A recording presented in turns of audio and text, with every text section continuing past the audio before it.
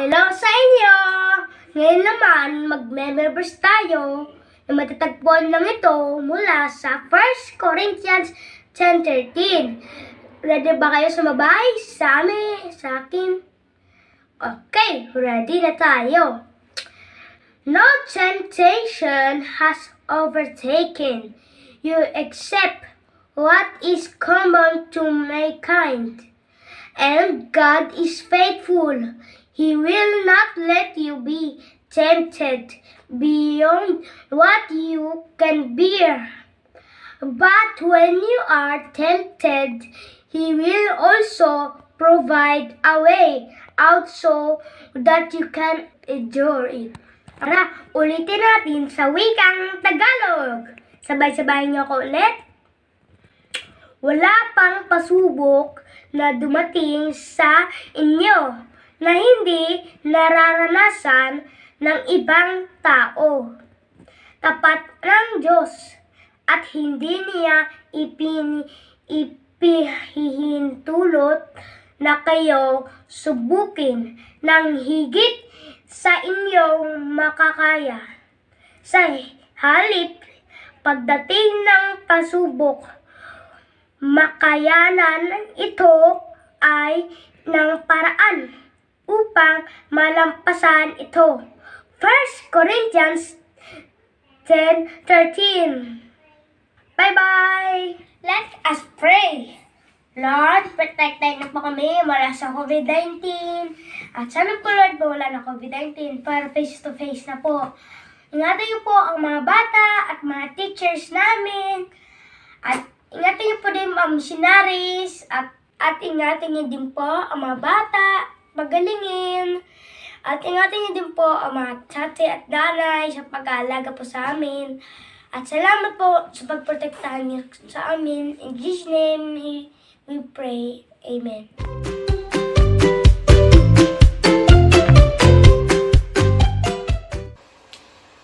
Hi kids!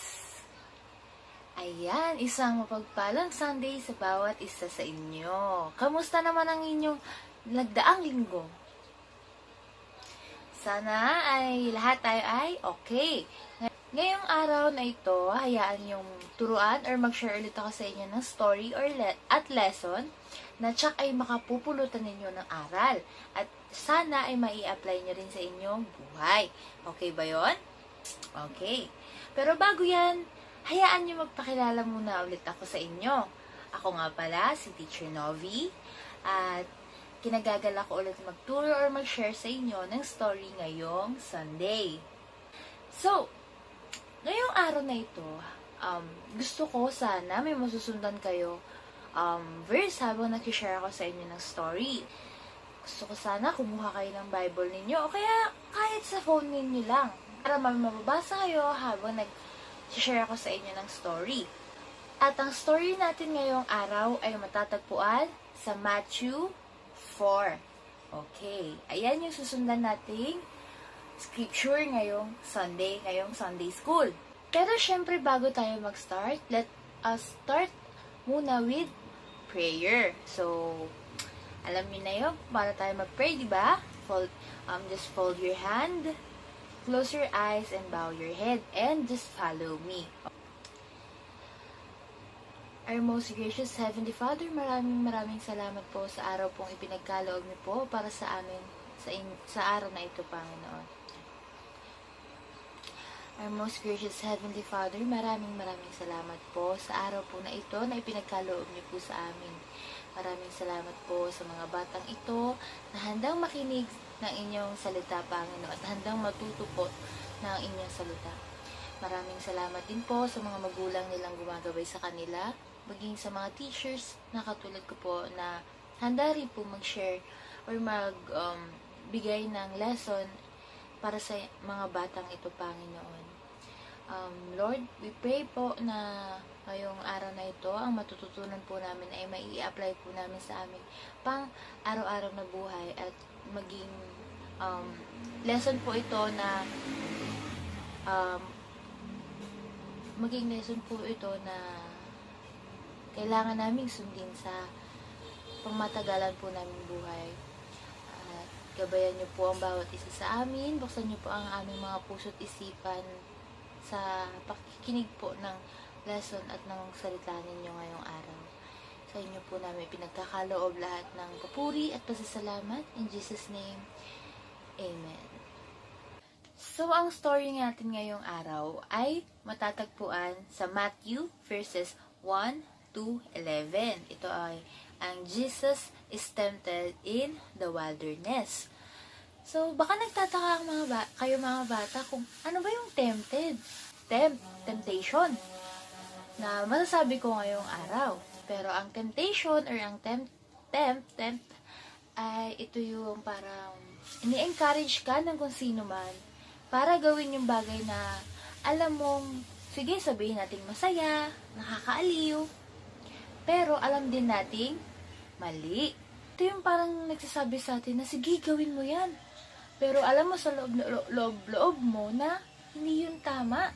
Hindi yun tama sa paningin ng ating mga magulang. Hindi yun tama sa paningin ng mundo. At hindi yun tama sa paningin ng Panginoon. So, mapapahamak ka once na sumunod ka sa hindi tama or ng pagtukso or ang temptation. Ayan, medyo alam nyo na kung ano ang temptation. Ngayon, mag-start na tayo sa ating lesson. So, ang ating lesson ay mag-start sa...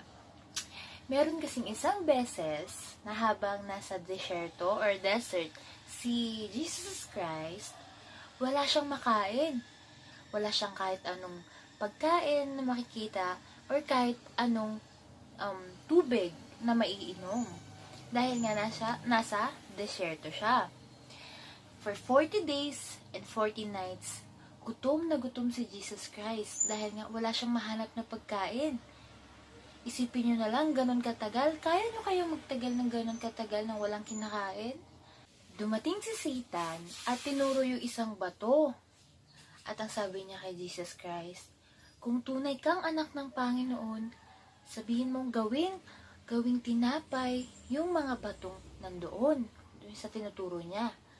Pero sumagot din si Jesus at sinabing, nakasulat din na, man shall not live in bread alone, but in every word that comes from the mouth of God. Anong ibig sabihin kaya nun? Ang ibig sabihin nun na ang buhay niya na hindi lang nakadepende yun doon sa tinapay or sa pagkain. But mas naniniwala siya na God will provide na sa tamang panahon, may bibigay din ng Panginoon yung kailangan niya. So, at ang mas importante sa kanya is, meron siyang God at yung mga word, yung mga salita ng Panginoon, ng kanyang Ama, ay mas importante kaysa sa mga pagkain sa pansamantalang kaligayahan lamang. Parang ganun.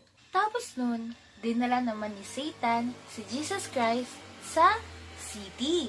At nagpunta sila sa tuktok ng isang temple or ng templo. At ang sabi ni Satan, sige, ihulog mo ang iyong sarili dyan.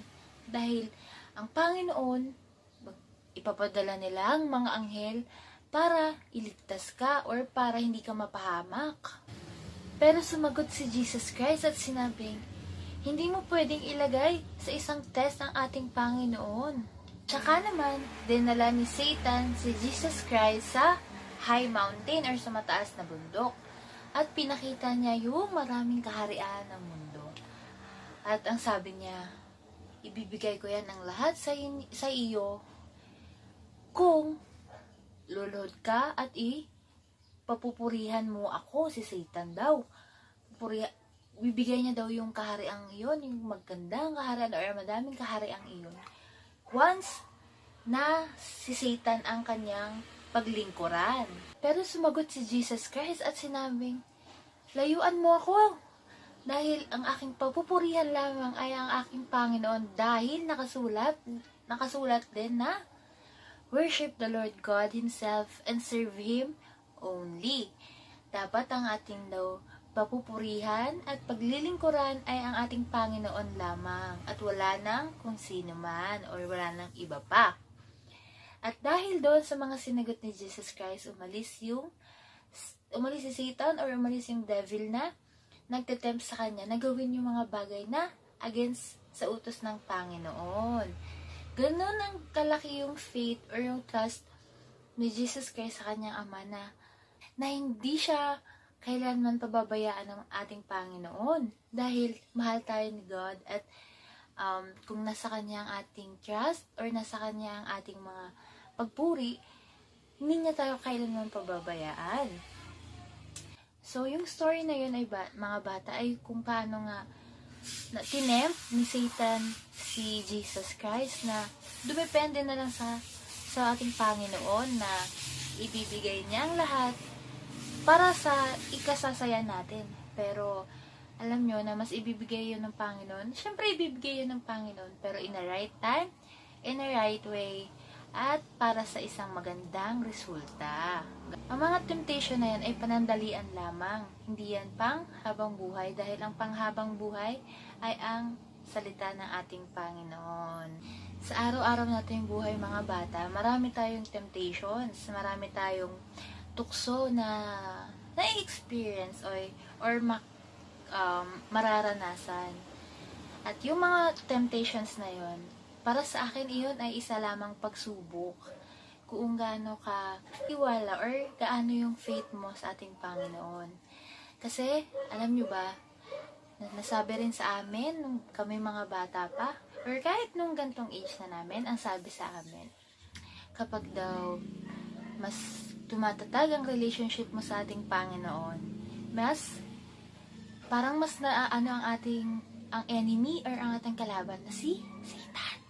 Ano siya nag-work na, sige, itetempt ko tong taong to dahil alam ko, nakikita ko, mas tumatatag na yung relationship niya sa Panginoon, sa kanyang enemy. At alam niyo ba, mga bata, na si Satan, pag alam niya, meron tayong kailangan or may pinagdadaanan tayo, doon niya mas tayo tinutukso or doon niya tayo tinetempt. Dahil pag alam niyang may kailangan tayo, or kunyari nga, katulad dun sa story, kapag gutom tayo, or kung may problema tayo, tinitake advantage ni Satan na yung mga problema or mga challenges natin or mga circumstances natin sa buhay para siya mag-work or para siya magtukso sa atin. Pero, tandaan yung mga bata na ang temptation, oo, masasatisfy ka, mabibigay yung need mo. Kunwari, gutom ka, mabubusog ka. Pero, yun ay for short time lang. At, yun ay magre-resulta sa hindi maganda. Kaya, tayo merong mga temptations sa araw-araw at hindi natin yun ikakaila or hindi natin yun pwedeng baliwalain. Dahil oo, nangyayari yun at normal yun. Pero, syempre, dapat alam natin kung sino ang ating susundin. Alam natin kung saan yung tama at alam natin kung ano yung magiging mas mabuti para sa ikabubuti natin or para sa ating mga sarili or sa ating buhay. At yun ay ang pagsunod lamang sa ating Panginoon. Kaya dapat lagi nating iwasan kung maaari ang mga temptation na ito. Dahil sa Diyos lamang or sa ating Panginoon lamang ang tunay na kaligayahan. Sa piling lamang ng ating Panginoon at sa kaniyang mga salita lamang. Dahil yun ay ang panghabang buhay nating power or panghabang buhay nating protection para sa enemy or kay Satan. So, dyan nagtatapos ang ating Sunday School ngayong araw. Sana mai-apply ninyo ang ating short lesson ngayong araw sa inyong buhay para hindi tayo mapahamak or hindi tayo malagay sa anumang disgrasya or sa kahit anumang hindi maganda. Okay ba yon? Okay. So, syempre, let's end this discussion or Sunday School with a prayer ulit. Syempre, always end and start your day with a short prayer. Lagi tayong makipag-communicate sa ating Panginoon. So, ngayon, you can just follow me at ako ang mag-pray para sa pag-end ng Sunday School natin ngayong araw. Fold our hand, let's close our eyes and bow our head and let's pray. Diyos namin makapangyarihan sa lahat, maraming salamat po, Panginoon, sa araw pong ito. Maraming salamat, Panginoon, sa napakagandang lesson, sa napakagandang salita ninyo, Panginoon, na aming napakinggan ngayong araw. Maraming salamat sa message na yon, Panginoon, na alam namin na maraming temptation sa mundong ito, pero ang mas nananaig ang inyong salita, na mas importanteng manalig lamang kami sa inyo na ibibigay nyo ang aming pangangailangan sa tamang paraan, sa tamang panahon, at ito ay mag-lead sa isang magandang resulta, Panginoon. Alam po namin na sa dami po ng kasalanan na nagawa namin, sa lahat ng temptation na mas pinili namin gawin ngayon or dati, papasalamat po kami na hindi po kayo nagkulang sa amin, Panginoon. Bagkus ay sobra-sobra po ang mga biyayang pinagkaloob niyo po sa amin. Maraming salamat po na kahit naging makasalanan kami, ay andyan po kayo para tanggapin kami at patawarin. Maraming salamat, Panginoon, sa mga temptations, dahil mas pinatatag nito ang aming faith sa inyo, Panginoon. Na alam naming pagsubok lamang ngayon, at dahil mas malakas kayo sa akaway, alam naming mas sa inyo ang panghabang buhay na kaligayahan, Panginoon. Maraming salamat, Panginoon, sa mga batang ito na handang makinig, handang matuto sa araw na ito, Panginoon. Nawa ang mga i-share ko pong stories sa kanila ay mai-apply nila sa kanilang buhay at mag-lead ito sa tamang decisions na gagawin nila, Panginoon, sa kanilang buhay.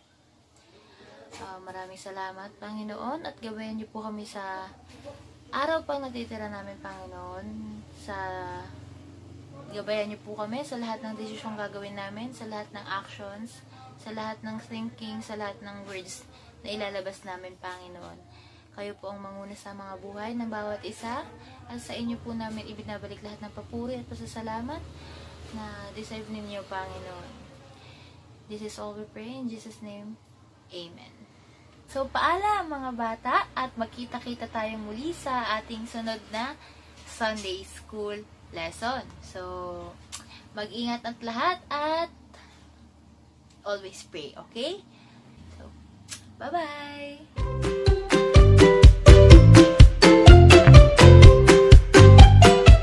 Umaga sa inyong lahat, mga bata. Kumusta na kayo? Ngayong umaga, gagawa tayo uli ng isang mas exciting at isang mas masayang object lesson ngayong umaga.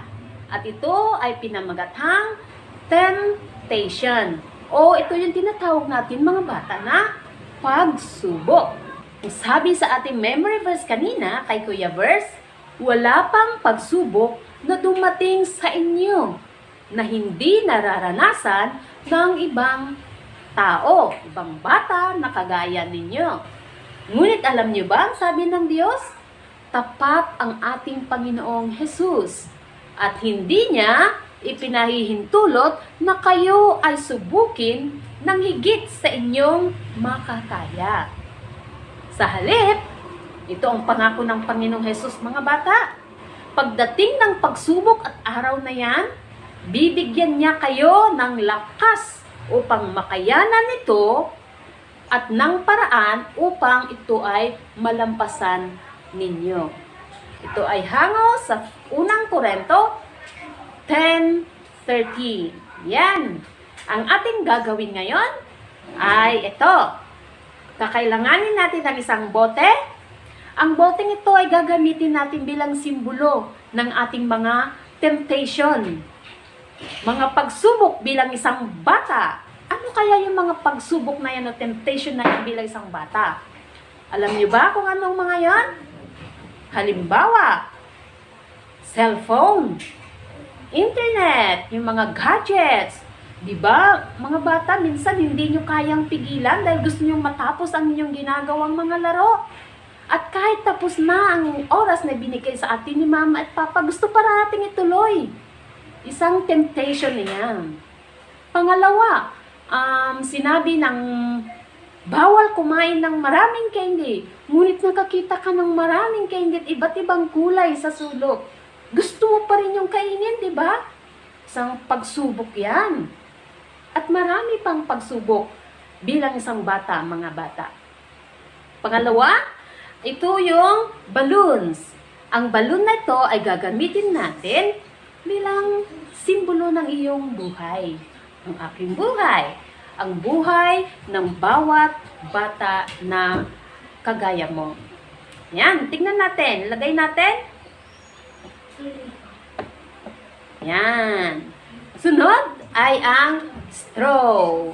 Ang straw ay gagamitin natin bilang simbolo ng ating Panginoong Hesukristo. At ano kaya ang magagawa nito ang ating Panginoong Hesukristo pag tayo ay nandoon na sa mga temptation? Of course, kakailangan din natin ang mga posporo o yung mga pangsindi at mga papel na pwedeng sunugin. Sige, are you ready? Umpisahan na natin sapagkat ako ay excited na gawin ang ating object lesson ngayong umaga. Ito'y pinamagatang muli na temptation. Ano kaya ang pwedeng gawin mo pagdating ng mga pagsubok o mga temptation sa buhay bilang isang bata? Let's start! Tingnan natin ang bote. Ilagay natin dito. Di ba? Natatanggal siya.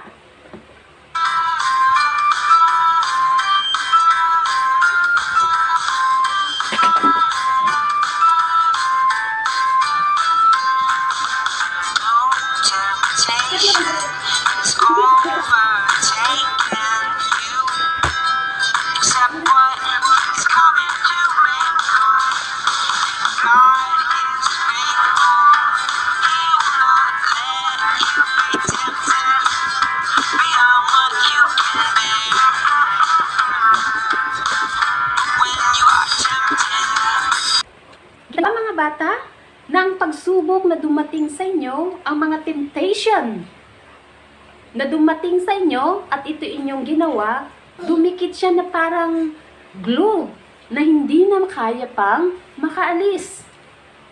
Wala ka nang magagawa para ikaw ay makaalis sa iyong kinalalagyan. See? Ayaw nang matanggal, di ba mga bata? Yan. Ngunit hindi dyan natatapos ang ating object lesson. Sapagkat anong sabi ng ating memory verse? Pag tayo ay nandyan niya sa kalalagayan na yan at dumikit na sa ating buhay ang mga pagsubok, ang mga temptation, ang sabi ng Diyos, pagdating ng pagsubok na yan, bibigyan niya kayo ng lakas upang ito ay makayanan at maggagawa ang Diyos ng paraan upang ito ay malampasan. Paano kaya yun mga bata? Alam niyo ba kung anong pwedeng gawin? Ang Panginoong Hesus lamang ang siyang pwedeng makatulong sa inyo para kayo ay makawala sa mga pagsubok na ganito. Nandyan na kayo eh. Yan. Panginoong Hesukristo, tutulungan niya kayo sapagkat yan ang sinabi niya at pangako niya sa atin, sa ating memory verse. Tingnan natin, tatanggalin natin to.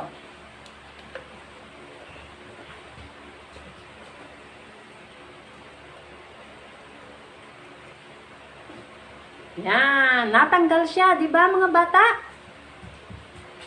Alright? Salamat muli sa inyong lahat. Nawa kayo ay nag-enjoy at maraming natutunan muli sa ating object lesson. Ito ay patungkol sa mga pagsubok, mga temptation bilang isang batang kagaya niyo. Maraming salamat at muli magkita-kita ulit tayo ngayong darating na linggo sa ating panibagong lesson na matututunan sa ating bagong teacher. See you again. God bless you mga bata.